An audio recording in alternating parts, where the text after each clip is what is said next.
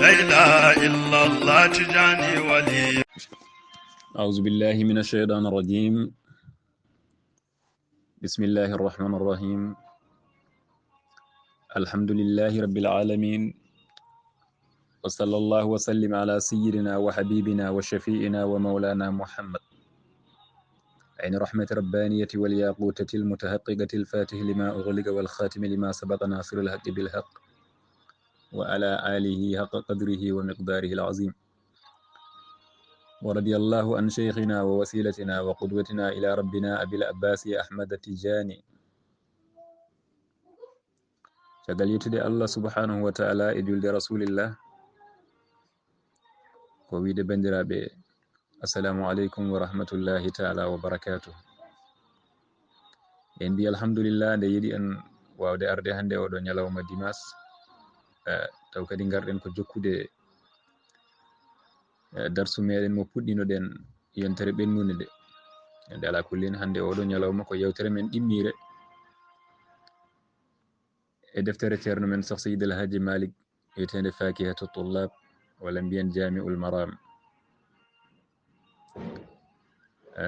awalan en jetti Allah subhanahu wa ta'ala, kane kadi en juuli e rasulillahi mo ganduɗa o ko kañum woni zati jurum Allah e windere nde, mo Allah wino wa ma arsalnaka illa rahmatan lil alamin. kono noon on nelaɗo Allah woni babu kullu ni'matin, on woni mo jortiɗen, mo mbaɗɗen yakare men, ko kañum woni shafi'una khayral wara. on nelaɗo Allah woni sahibul liwa'il hamd,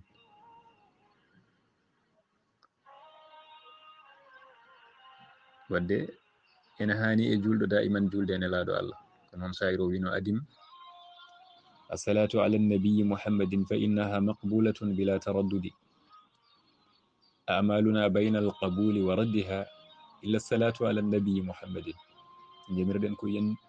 ndumo e julde oɗo Mustafa sallallahu alayhi wa sallam. nde won noon julde e nelaɗo Allah sikki ala hen, sikkitare ala hen kala ɗo mbaɗɗa ɗum eno mbaɗirɗa ɗum e tumom bawɗa julde e nelaɗo Allah sallallahu alayhi wa sallam fof ruttitaki ɗum Allah jaaɓi. nde won Allah adi ko jabde on nelaɗo Allah mo ganduɗa ko kañum woni jaɓaɗo ɗo Allah, kala ko julɗa e makko jaɓama. yo Allah jaɓan en dendagal golleji meɗen barke oɗo nelaɗo Allah sallallahu alayhi wa sallam. yo Allah yurmoro en zati, sabu barke zati jurum oɗo biyeteɗo Muhammad. kono kadi yo Allah wanju e men nemaji barke oɗo mo ganduɗa ko kañum woni babu kullu ni'matin sallallahu alayhi wa sallam.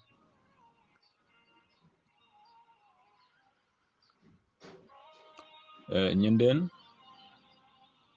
en garino e fuɗɗode deftere men ndeɗo wiyetende Fakihatu Tullab, walla mbiya Jami'ul Maram.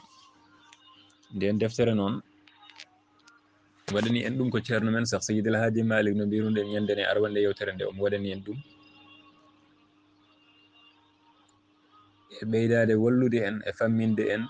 holi ceerno men Cheikh Tidiane radiallahu taala an, ɓeydade wallude en famminde en holko woni lawol tijaniya. yo Allah yomo moƴƴere. en garino ha ɗo wino tabban liman ankara hadha al qila wa ma lahu dalilu illa qila. eyi sabu o hollino en oɗo ceerno men biyeteɗo Cheikh Tidiane radiallahu taala anhu, o yiyani dey hono Cheikh Tidiane e rewidade batte nelaɗo Allah, e rewidade batte sahabaɓe nelaɗo Allah sallallahu alayhi wa sallam. o yiyani e tagore Allah he dewiyiɗo batte sahabaɓe ha nandi e ceerno makko Cheikh Tidiane radiallahu taala anhu. kono noon o sifaninoma en holi Cheikh Tidiane, o wi ko on woni mo ganduɗa ɓesnore mum nde ene ɓaadi wonande on jinnoɗo teɓidde. yani Cheikh Tidiane ko faabu wonande on mo ganduɗa ko joom bakkudingol. ha o holli en Cheikh Tidiane o biɗo nihayatu aqtabi hadhihi l umma bidayatu ashabi, ɗo qutbuji ngolɗo leñol nelaɗo Allah kaɗannoɗo e kattan muɗum en min Cheikh Tidiane almuɓen ɓe ko ɗon puɗɗorto. hay nder hen o fammini en Cheikh Tidiane dañiri ngal ɗo ɓural ko hebrude mona hay goto heɓrani e nelaɗo Allah sallallahu alayhi wa sallam. ay akhizi wirdihi anir rasuli o hollino Cheikh Tidiane nangi wirdu muɗum o directement koye ceerno men walla mbiyen nabiyu men nelaɗo Allah sallllahu alayhi wa sallam mo ganduɗa ko kañum woni ñimtinorgal wonande en nam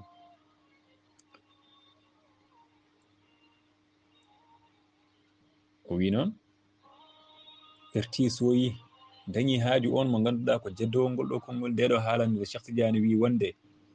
min Cheikh Tidiane de tottimi lawol ngol gaddanmi on ngol ko nelaɗo Allah sallallahu alaihi wasallam te ko yaqzatan la manaman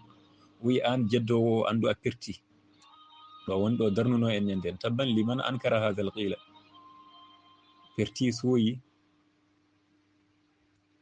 on mo ganduɗa yeddi nde ɗo wiyande ne Cheikh Tidiane wi te kadi nder jeddugol ngol o yeddata ngol hay dalilu goto wodanayimo hen sowona wiyama wadde jala bone on de perti ko ɗo ceernajo o darnuno en ñande hande o wi en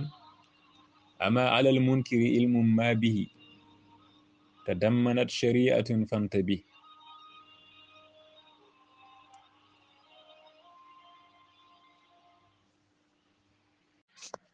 وروني هن قال الإمام الشافعي إنه ركن من الشرك فجانبنه ومن لم يهد بجملة الشريعة إنكاره لمحلك ذريعة وإنها جاءت على 60 بعد 300 تفتينا وبعد فالمقصود بالإرآف ونوف الأقلام لذي الإسعاف نظم الذي يفيد للمريد طريقة التجان بالتسريد وروني هن سميته فاكهة الطلاب نحج التجان الخالص الأصلاب وهو جامع المرام والمحتاج من ورده لسالك محتاج وفاز من بايع الأولياء مثل الذي بايع الأنبياء إن شاء الله تعالى ديدو بindi jeenay jogori wonde windande men ñalawma hande o kanko ceernajo o tegal nde wi en ñanden bone rewi on mo ganduɗa ene yedda nde ɗo wiyande mana ngol ɗo konngol ngol Cheikh Tidiane haali holigol Cheikh Tidiane wi en ko nelaɗo Allah sallallahu alaihi wasallam totti ɗum lawol ngol ɗum noon jalla bone rewi on mo ganduɗa o ko jeddowo ndeɗo haalande nde Cheikh Tidiane haali taw kadi e nder jeddugol ngol o woni e yeddude ngol ha joni wa ma lahu dalilu illa qila hay hunde e dalil wadanani mo ala ko wiyama tan nam nanirtama omo yedda ceero men Cheikh Tidiane ko wonde no mbirunɗen ñanden ni wiye nelaɗo Allah sallallahu alaihi wasallam maayi ko adi Cheikh Tidiane ene jibine Cheikh Tidiane so ari hol fof no Cheikh Tidiane dañirte hebde lawol ngol e jungo nelaɗo Allah sallallahu alaihi wasallam ɗum woni jeddugol ngol ɓe jeddirta kamɓe on saha nam le ko yeddude nelaɗo Allah sallallahu alaihi wasallam woni yeddude ndeɗo haalande saabu sa wi ɗum ɗo wawa wonde e banggue haqqille ma an walla e banggue muddidgol ma sen belama mbiyan gonɗa ko yeddude nelaɗo Allah sallallahu taala alayhi wa sallam saabu en dokkino yeruñande en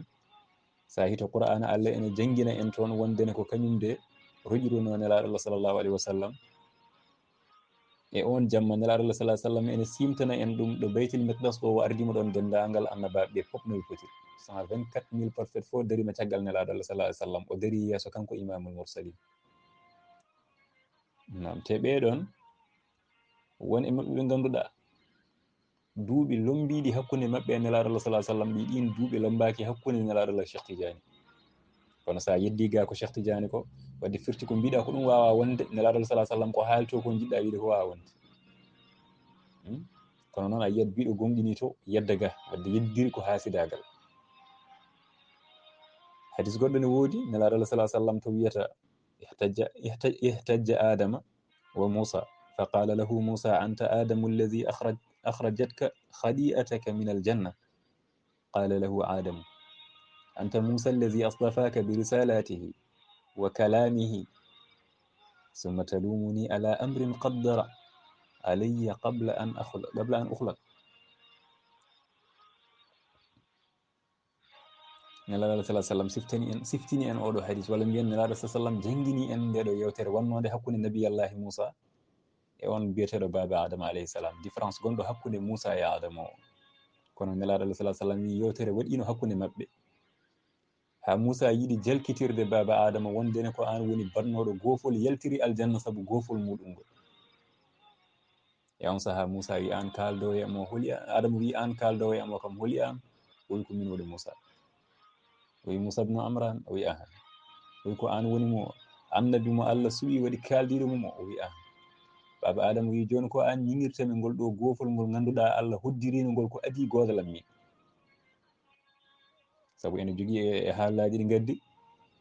wondene nelaɗo annabi baba Adama ene namdoma kanko annabi Musa wimo beele a yiyani e nder tawrat mo Allah tellini e maɗa o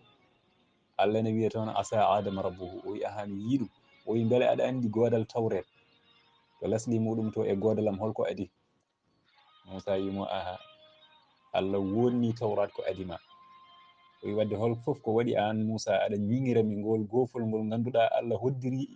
hoddiri e am ngol gofol ko adi godalam min Adama nde nelaɗo sallallahu alaihi wasallam haali oɗo hadis o gasniri ko wiide fa hajja Adamu Musa fa hajja Adamu Musa fooli ɗon baba Adama nde yewtere wonno ko hakkude nabiyallahi Musa e nabiyallahi Adama ko nelaɗo simti ɗum de te aɗa andi aɗa yananaɓe tawdirani e windere nde joni noon wadde annene jeddirowo ga Cheikh Tidiane radiallahu taala anhu wawa yiyodirde e nelaɗo Allah saabu gadugol ngol nelaɗo adi Cheikh Tidiane wodde e dow windere nde wonka famani walla taw ko nelaɗo Allah sallallahu alaihi wasallam gadiɗa yeddude jedduɗo nelaɗo noon min galda e mun affaire koy ceerno Mahmoud Dia he wiide en cusa alduma nam o wi amma ala al munkiri ilmu ma bihi tadammanat shari'atun fantabi ama ko noon ene waɗɗi alal munkiri e dow jeddowo o ilmun gandal tadammanat shari'atun ngal ganduɗa ene umbi shari'aji ma bihi e nden hunde nde woni e yeddude nde fantabih fin e ko wima ɗo ko beele waɗɗaki e jeddowo o andude sharia ko umbi e nder ko yiɗi yeddude ko haade makko wiiɗamo yedda ko jogorɗa yeddude ko an beele an a watta feere ha daña gandal ngal jeddirɗa ɗum nam jalta kay e fedde yeddirore hunde nde wiyama walla ɗum deeɗene haqqillallah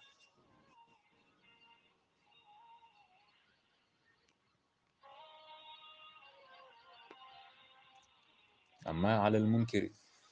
beele waɗɗaki e on mo ganduɗa ko jeddowo ilmun nam andude tadammanat shari'atun gandal ngal ganduɗa ene mofti ene ombi sharia ma bihi ko woni e yeddude ko wadde nden famtabi fin an neɗɗo haɗema yeddude hunde yo taw aɗa andi ko jeddata ko daña ko jeddirɗa ɗum kono noon hunde nde alna gandal haydara haybatte tan jeddira ɗum saabu hasidagu maɗa ɓen de woni ɓe Seydi El Hadji Malick wi tabban liman ankara hasal qila wa ma lahu dalilu illa qila yo Allah faabo en o wi en noon kanko Seydi El Hadji Malick قال الإمام الشافعي إنه ركن من الشرك فجانبنه وين قال هالي وي الإمام أون المامي من ذاك إمام المذهب قولي أون الشافعي سافي إمام شافعي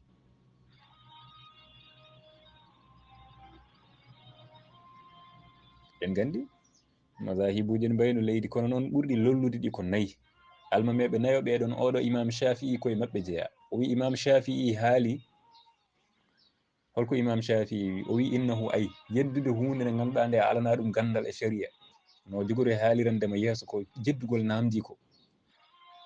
ɗum alda e maɗa tan gona jeddowo jeddugol ngol gonɗa e yeddude ngal o wima ya faam ngol ɗon jeddugol ruknun min ash-shirki kongol joggu e nder shirku billah yeddude hunde nde ganduɗa nde aɗa majji ɗum banggueji ɗi foof gandal ma hay nokku yahani tan puttinaguite aɗa yedda imam Shafi'i wi innahu ruknu ngol ɗon jeddugol de ruknun kongol jogdu mana kongol salndu min ash-shirki e calɗi shirku yo Allah dandu en hen wadde fa janibannahu woɗɗitu ɗum an neɗɗo saɗa yiɗi kisal saɗa yiɗi dadde fa janibannahu woɗɗitu ɗum ha laaɓa rentu ɗum Seydi El Hadji Malick ko école ara wonde deftere he o haalnino en wonde kanko o wona shafi'iyanke o wona hambaliyanke o wona hanifiyanke ala ko malikiyanke kono noon omo waɗanmaɗo utilisé ngol ɗo konngol o wima imam shafi'i wi innahu ruknun min ashirk ko jangguinde en heedi heedago ala e diine he ala aɗa wawi wonde malikiyanke kono noon ko e jangguini ko naam jaɓɗum gonɗin ɗum paltoro ala e seere ɓe laala kamɓe foof ko Allah subhanahu wa taala ɓe jangguinta yimɓe kono kadi holi oɗo imam shafi'i mo Seydil Hadji Malick waɗata ɗo utilisé imam shafi'i woni cowirteɗo Abou Abdallah Mouhammad ibn Idris ash-Shafi'i mo askitinira e muɗum o ko mam makko mo ganduɗa o ko tataɓijo kanko wiyete ko Mouhammad bam makko wiyete ko Idris mam makko gadiɗo o wiyete ko Abbas o jibini ɗum ko Ousmane o jibini ɗum ko Shafi'i koye oɗo askitinirte no nelaɗo Allah sallallahu alaihi wasallam wirte jeddu Adnan tan directement enquête kamiraɓe heddiɓe taƴe oɗo imam Shafi'i ne wo askitiniraɗo koye mam makko tasiɓijo mo ganduɗa ko on wiyete Shafi'i kono kanko ko Aba Abdallahi woni sowore nde kono inde makko ko Mouhammad ibn Idris ibn Abbas ibn Ousmane ibn Shafi oɗo gorko gandu mo ganduɗa ɓurosi woni mo Seydil Hadji Malick waɗi ɗo utilisé kanko imam Shafi'i haali kaɗo haala ko yen battu haqqillaji koye ganden jeddugol ngol ganduɗa alda e dalil te kadi gandal ma yettaki ɗaɗa fota yeddude innahu ruknun min ashirk ngol jeddugol ko ngol jokdu e nder shirku billah wadde nden fajani banno woɗɗita ɗum an bandam saɗa yiɗi kisal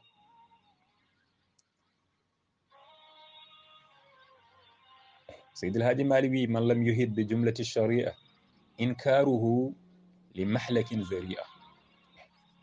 man lam yuhid on mo ganduɗa filtaki bi jumlati sharia dendagal shariaji ɗi gandal ma yettaki e shariaji ɗi foof wawa sharia ilmu tafsir ala toon ilmul hadis ilmul usul sa rindinani ɗiɗo fannuji e hoore maɗa taw kadi ko jumlati sharia sa rindinani ɗum ɗo foof ha gasi fotani yeddude o so tawi a rindinani ɗum on mo rindinani ɗum o inkaruhu jeddugol makko de zaria ay ko jokkorgal mana duñatamo farnatamo li muhlikin koye halkare on mo ganduɗa man lam yuhid on mo ganduɗa filtaki mana o ƴellitaki bi jumlati sharia e gande sharia ɗe o ƴellitaki hen kanko neɗɗo oɗo inkaruhu jeddugol makko ngol de li muhlakin zaria ay zaria li muhlakin zaria ɗum farnatamo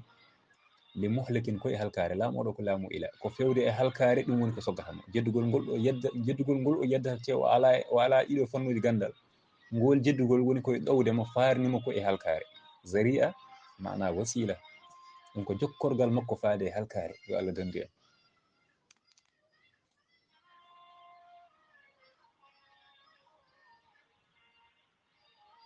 te eɗen gandi ma yirlo ha tampa haysa namdima hande ma yirlo ha tampa kawra e neɗɗo namdoɗamo no foti masahibuji goodi o wiyanma ko nayi ɗin tan goni lolluɗi teɗe mbayno leydi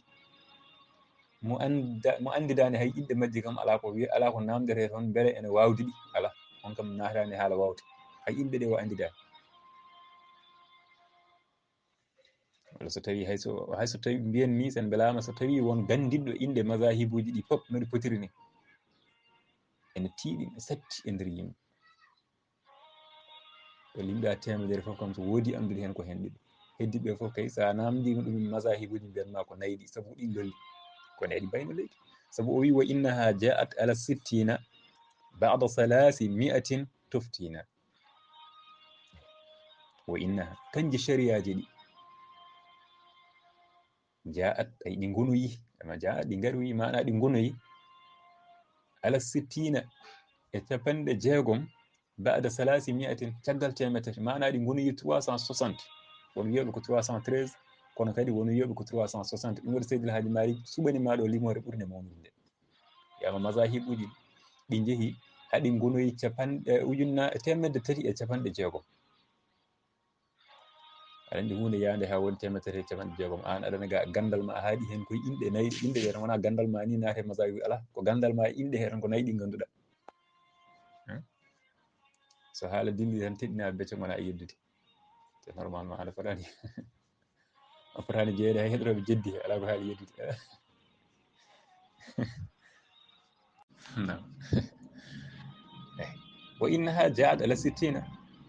kanji masahibuji ɗi mana shariaji ɗi ɗi jeeyi haɗi goni temedde capanɗe jeegom bada salasi miatin caggal temettati capanɗe jeegom caggal temettati mana temettati e capanɗe jeegom te ɗiɗon tuftina ko ɗi goni caggiroji en ɗi ko ɗi goni dewnoji en lawol mana ko ɗi caggitortoɗen kono hande famɗi ganduɗo keddiɗɗi walla famɗi ni hay ganduɗo inde majji te accola ɗi mbayno leydi masahibu zahiri en ibadi en jafari en ene wayno leydi gasara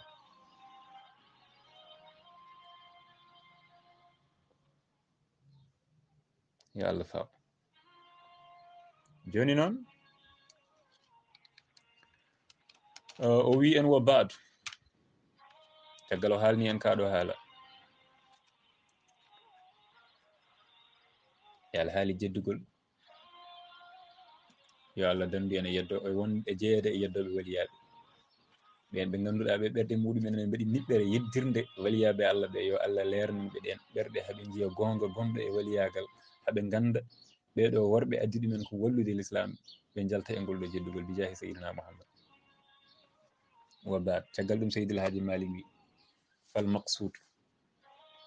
woni fanditaram min Seydil Hadji Malick bil irafi ay e tuƴƴinde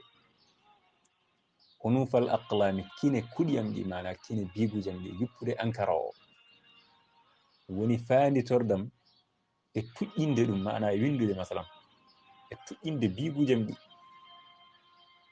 li zil isafi wonande on ballintoɗo woni cohluɗo ballal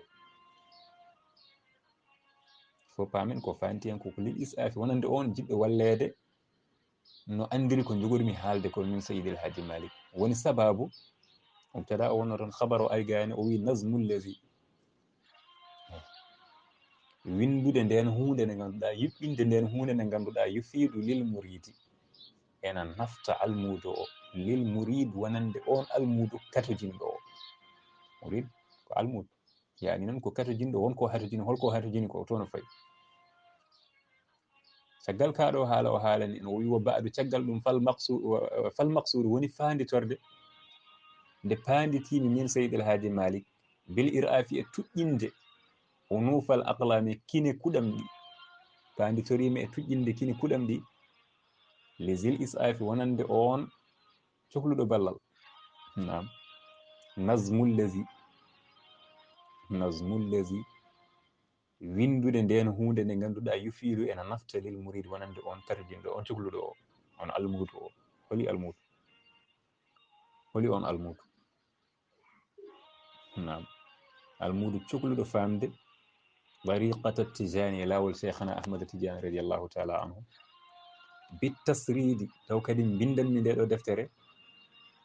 bindanmi nde ɗo deftere nde ganduɗa nde ena nafta almudu jiɗɗo lawol tijani o bit tasrid koye wadde ɗum organisé mana yuɓɓinde ɗum wadde ɗum dame o wawano ka caggal nde ɗo defte gadinoɗe hen e tijani ɗe kewano wadde hen e organisation mo Seydil Hadji Malick waɗi o wadde ko ɗum waɗi o wiɗo bindirmi nde ɗo hunde allazine ganduɗa yufidu en nafta lil murid wonande on almudu tariqata tijani lawol tijani o bit tasrid koye reggodirde mana koye yuɓɓinde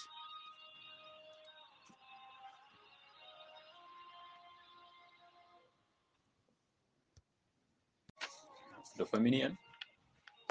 famini en ko wonno fanditorde makko e tuƴƴinde kine kuɗi makko ɗe kanko Seydil Hadji Malick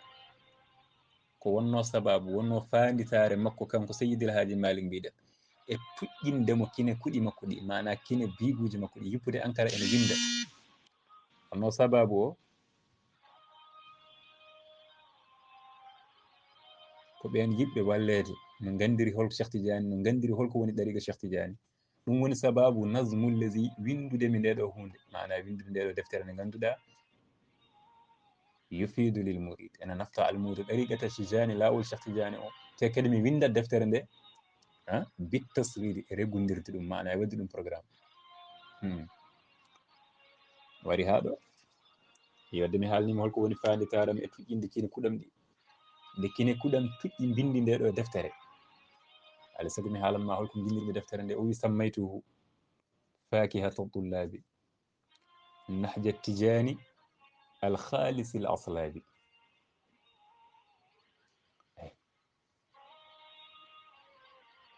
sammaytuhu mi inniri deftere nde fakihata tullabi ay ɓesnore wonande ɓen ɗaɓɓoɓe ɗaɓɓoɓe yiɗɓe nadde e lawol Cheikh Tidiane ɓe taw kadi ko yiɗɓe nadde ganda holko woni lawol Cheikh Tidiane ngol jiɗɓe nadde ngol ɓen goni ɗaɓɓoɓe ɓe nde ɗo deftere ko ɓesnore wonande ɓe mana ko fruit wonande ɓe ɗum woni o wi fakihat ko ɓesnore atullabi wonande ɓen ɗaɓɓoɓe holko ɓen ɗaɓɓatno ay nahjat Tidiane lawol Cheikh Tidiane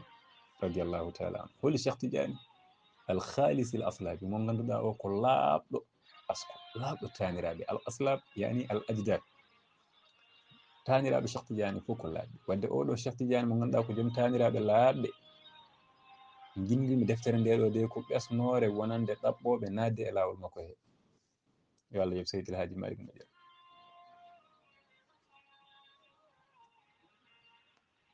o wi noon aw jami'ul marami wa jami'ul marami yani wa oɗo firdatama ko aw pofta beele aɗa faama aw jami'ul marami walla deftere nde wiye nde ganduɗa deftere rendinde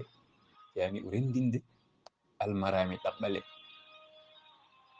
wal muhtaji e haajuji ay rendinde ɗaɓɓale e haajuji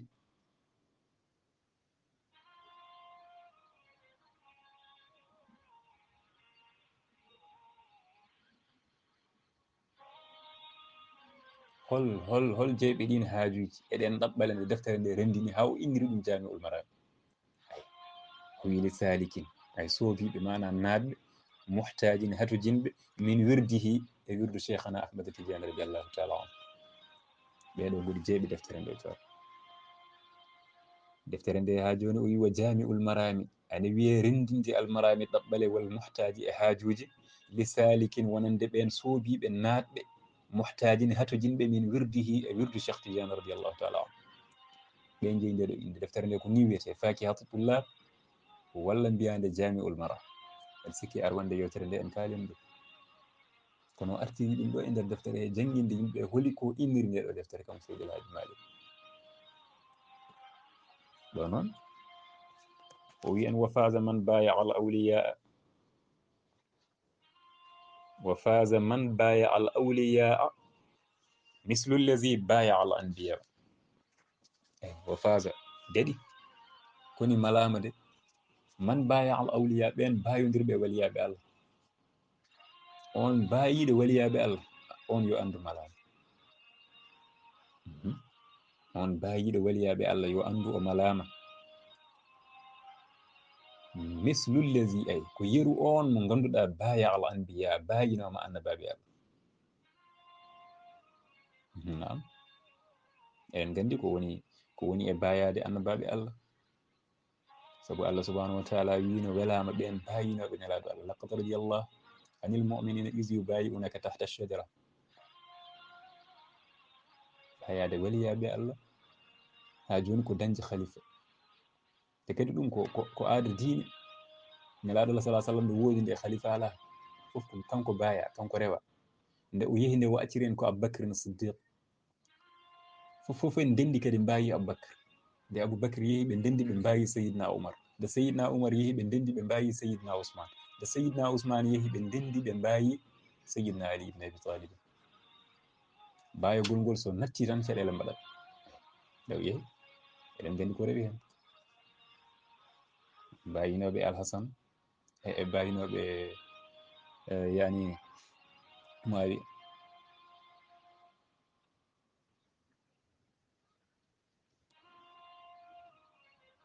wadde o wi wa faza man baya al awliya malama daɗi on bayiɗo waliyaɓe Allah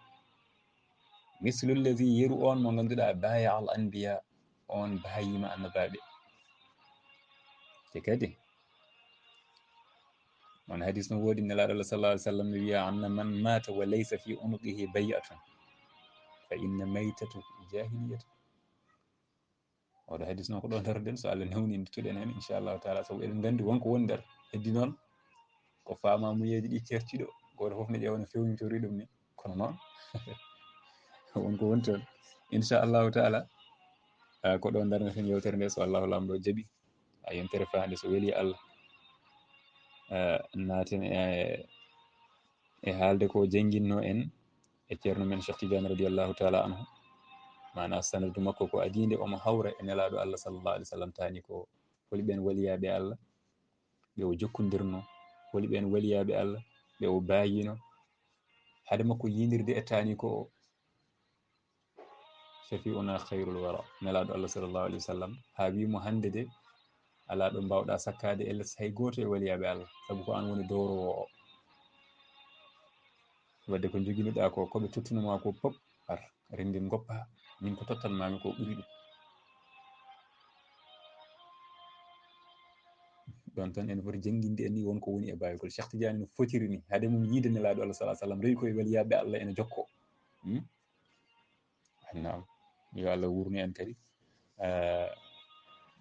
tere fande inchallahu taala, sellina en, sembina en, rokka en no mbaɗirɗen.